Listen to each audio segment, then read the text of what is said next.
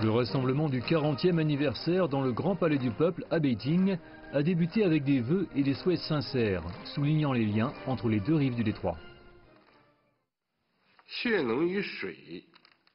Ni personne ni aucun parti ne peut nier l'attachement naturel et l'identité nationale partagée par les peuples des deux rives, qui partagent des liens de sang profonds et des affinités mutuelles.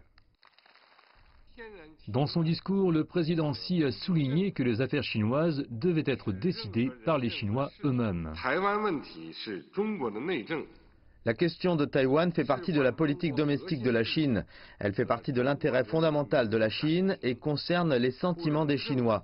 Aucune interférence étrangère n'est tolérée.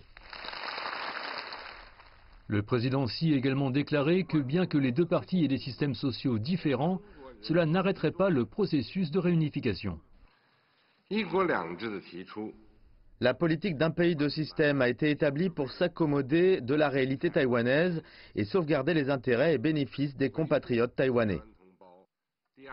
Le président Xi a prévenu que la Chine se réservait le droit de recourir à toutes les mesures nécessaires contre une intervention de force extérieure, quelle qu'elle soit, et contre les activités des très peu nombreux séparatistes de l'indépendance de Taïwan.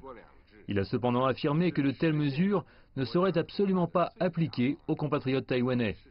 Les pourparlers sont ouverts à tous ceux qui s'intéressent aux négociations pacifiques.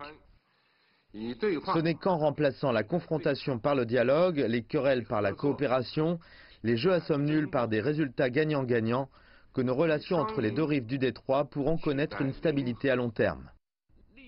Le président Xi a souligné que la réunification était une conclusion historique tirée des 70 dernières années de développement des relations interdétroits et un devoir pour le rajeunissement de la nation chinoise dans la nouvelle ère.